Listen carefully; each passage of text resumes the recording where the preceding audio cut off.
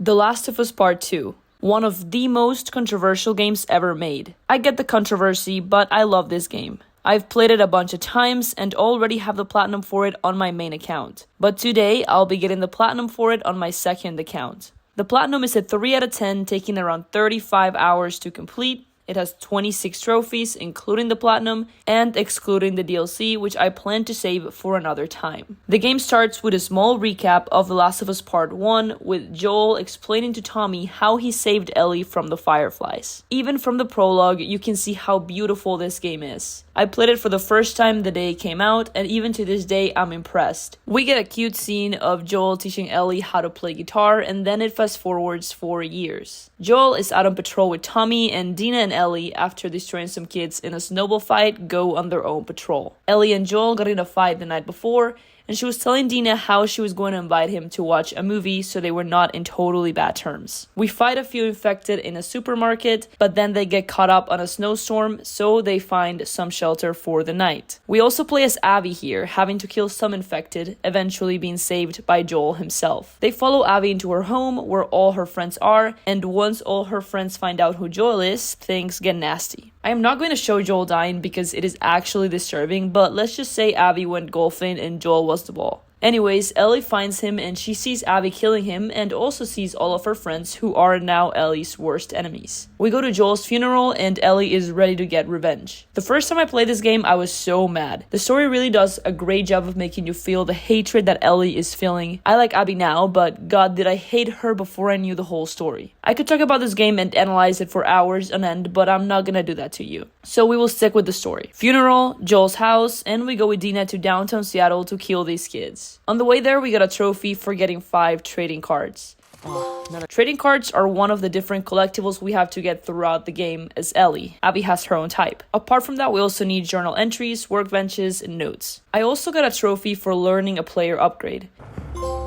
Throughout the game, we find supplements that can be used to upgrade Ellie's skill tree. Once we reach downtown, we need to get some gas for a generator to keep going towards the WLF members we have to kill. This section of the game is kind of open world. You go around looking for supplies and going to 2 different places. A synagogue that has no gas, and then a courthouse, which is where we find the gas. There are a bunch of collectibles we had to get here. One of them being Nathan Drake's ring, which gives us another trophy. We also found our second workbench here, which I used to upgrade my pistol. I got 2 trophies here, one for upgrading a weapon and another for fully upgrading it. I love how detailed workbenches are. When you get an upgrade, you can see an animation of Ellie actually doing that upgrade. It's the little things that make this game as good as it is. Once we enter the courthouse, I got another trophy for visiting every location in downtown Seattle. We find the gas and move towards the hotel that we will be allegedly finding the WLF in. Once we enter though, we find that Tommy has actually been through here already. He tortures some guys to get a code, one of these guys being one of our targets. We move on from here, hoping to catch up with Tommy or find some other people to kill. On our way to the station, Shimmer gets blown up, Dina falls down some sort of ditch, and Ellie gets captured by Manny, one of the guys that was there to kill Joel. Manny starts interrogating us, but Dina comes to rescue us and we kill him. With some pictures he had, we find out that Leah, one of the girls that was there, is at the station, so we make our way there. On the way there, we have to fight a bunch of WLF soldiers. One of the cool things about this game is that while the WLF are hostile towards us, if there are infected around, the infected are also hostile towards the WLF, so you can lure infected towards them. We also start hearing about the scars here. We see a few graffiti of their god or whatever she is to them, and once we get to the station, we see what they are capable of doing. There were a bunch of WLF members hung from the ceiling of the station, and we also find Leah, who was killed by the scars. More WLF members arrive and we have to escape from them. In the process, we end up going into a subway station where we have to put our gas masks on and Ellie's breaks. This is where Dina actually realizes that Ellie is immune. Dina is sick and not feeling well, so we stop for the night at a theater. Ellie asks her what's up with her and Dina just drops the bomb that she is pregnant. Ellie gets super mad and is unreasonably mean to her, but we let her sleep and Ellie goes to the main area of the theater where we have a flashback with Joel. It's Ellie's birthday, so Joel takes us to a museum where we get another trophy for putting a hat on Joel's head. After that, we move to the other part of the museum where we see a moose surrounded by wolves, figuratively representing Joel as the moose and the WLF as the wolves. We also see this cutscene of the word liars with a firefly symbol on top, and when Joel is in front of it, it reads liar, symbolizing us how Joel lied to Ellie about the fireflies. I love the small things that the game adds to tell the story without actually having to say anything. It is one of the few reasons why this is my favorite game. We wake up and find out the location where Tommy is since Dina fixed the radio, but she's still really sick because she's pregnant, so we go alone as Ellie. A new type of enemy is introduced, dogs that can smell your scent and follow you. The way AI works in this game is also really cool and makes the experience feel all the more realistic. If you kill a dog or sometimes a person, the owner/friend will scream their name. We also get the super iconic bow and arrow Ellie has in this section, so we can finally do a bit more stealth. We have to kill a bunch of WLF members here, and after a few encounters, we get grabbed by none other than Jesse, who decided to follow us here like the good friend he is. After a car chasing sequence, we both go back to the theater where Dina is. We have another flashback once we get here. We shoot Tommy's gun and go find some guitar strings with Joel, where we encounter a bloater. Ellie is getting madder at him as time goes by because there is no evidence that there are other immune people, and she's starting to doubt him more and more. Once we wake up, Dina tells us that Nora, one of our targets, is at the hospital, and so we go find her. On the way there, we encounter stalkers, arguably the scariest enemy in the game. They literally stalk you, hiding and trying to get you by surprise. I sprinted through this area because I was scared, and we jumped into the water with one of the stalkers. Before we make it to the hospital, we have our first encounter with Scars, the religious group that is currently in war with the WLF. They use bow and arrows and hang people around. Once we deal with them, we get to the hospital, kill a girl playing in her PS Vita,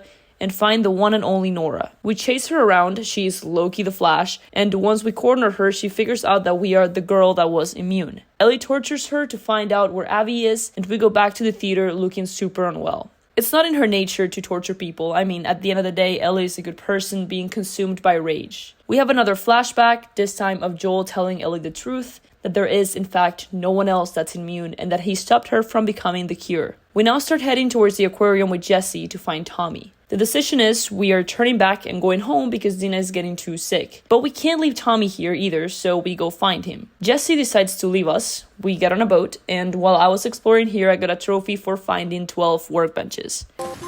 We encounter another bloater, go through a bunch of scars and fight encounters, and then finally make it to the aquarium. Here, we kill Alice, Abby's dog, that we meet later when we play as her, and we also kill Owen and Mel, who happen to be pregnant. Ellie starts having a panic attack, but we get found by Tommy and Jesse, who came back. We go back to the theater and are about to head back to Jackson when Abby shows up in the theater talking about how we killed all her friends. She kills Jesse and injures Tommy, and now we're playing as Abby 4 years in the past. I've talked a lot about Ellie's segments in the game, but I am not given the same energy to Abby's. I think this part is still good, especially the Scar segment, but I just don't like Abby as much as I like Ellie. We start by seeing why Abby wanted to kill Joel, seeing how the events of her father dying played out from her perspective, and then we go back to the present, where we have to play through the 3 Seattle days that Ellie just went through as Abby. Here we get to see what the WLF headquarters look like. There's a gym, classes with children, and it looks a lot more modern than Jackson does. But I like the homey feel Jackson has a lot more. Here I got 2 trophies. One for collecting 5 coins, which is an Abby exclusive collectible,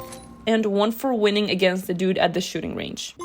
After patrolling with Manny and Mel, we make it to another WLF base where we see Nora, who tells us that the other dude we killed as Ellie is now dead. It's insane seeing all of these bodies and knowing that a lot of them you just killed. Here is also where we find out that Owen is protecting Scars, even shooting his own friend. Once Abby finds this out, we start making our way to Owen. On the way to Owen, I got a trophy for grabbing an artifact that looks like an egg. I also got another trophy for beating the archery record in a flashback with Owen. After a bit, we finally get to the part where Abby meets Lev, the Scar that she takes care of. This part is one of my favorites, when they show Abby almost dying and then Lev saving her. Anyways, Yara got her wings clipped. This woman just went ham on her arm, and now it's looking not too good. We leave Yara and Lev because they look unwell and make our way to the aquarium. On the way there, I got a trophy for getting all of the training manuals. We make it to the aquarium where Owen is here sulking. He's talking about wanting to go to Santa Barbara to see if the rumors of the Fireflies regrouping there are true. After we leave Owen to go check on Jara and Lev, I got a trophy for learning 25 player upgrades. And also another one for crafting every item.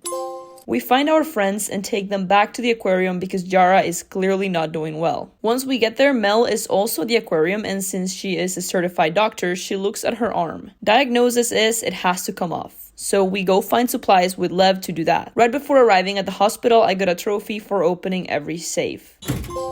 At the hospital, we have to clear the lower levels, encountering the Rat King, or Patient Zero, the first patients in Seattle that got infected. We get back, Yara gets surgery, but Lev doesn't want to go to Santa Barbara, so he runs away to the island where all the Seraphites are. We go save him, on the way there having to fight Tommy with Manny, who randomly spawned here. Tommy and I became friends for a second here, but then he kills Manny. We find Lev, and while we are on the island, I got the trophy for getting all of the coins. Yara dies here, so now it's just me and Lev. We escape the island and find out that Mel and Owen both were killed by Ellie. This is where we go find Ellie and have now caught up to the present. Here we have to fight Ellie herself. Lev, however, stops us from actually killing her. Fast forward to the future, Ellie and Dina live in a farm with JJ, Dina's kid. Here we are herding the sheep and Ellie gets a flashback of Joel dying because the sheep knocked over a shovel. This is when we see that she has PTSD and is not over Joel's death in the slightest. Then Tommy comes over and tells us he knows where Abby is, Santa Barbara, and that he can't go get her because he is disabled now. So we abandon Dina and go finish getting revenge. Before playing as Ellie here, we play as Abby, who is trying to find the fireflies. She gets captured by a group called the Rattlesnakes, who seem to reign over this area. Now we go back to being Ellie. Once we get to Santa Barbara, we also get captured by this group, but Ellie beats them and we find out where Abby is from them. We also steal a weapon from them, giving us a trophy for finding every weapon. On this section, I got a lot of back-to-back trophies for completing all of those collectible related trophies. I got the trophy for discovering all of the workbenches, the trophy for getting all of the trading cards, and I should have gotten the trophy for getting all of the artifacts, but apparently I missed something. We free the prisoners and they tell us where Abby is. We then fight Abby, but let her leave and return to the now empty farm where the game ends. Here I got the trophy for completing the game. Now, all I'm missing is to learn all the player upgrades and fully upgrade all weapons, plus that one artifact. So I have to go to a New Game Plus and play again through all of Ellie's section and a chunk of Abby's. I'm going to play through this with lock on aim and on very light to make it as easy as possible. I finished this in like about 4 hours of playing, granting me both trophies, fully upgrading every weapon and fully upgrading both characters. Turns out the last artifact I missed was in Ellie's section in Santa Barbara. I loaded in the chapter and quickly ran to grab it, giving me another trophy for collecting every artifact. And finally, the platinum. I'll definitely be going back to this game to do the grounded and permadeath runs and get all of those DLC trophies. But for now, I'll be done with it because it is truly really exhausting trying to get all of the collectibles. There are just way too many. I decided to do this game because I needed a break from all of those hard games I have been doing. The next platinum I get will probably be another Resident Evil platinum, so see you then.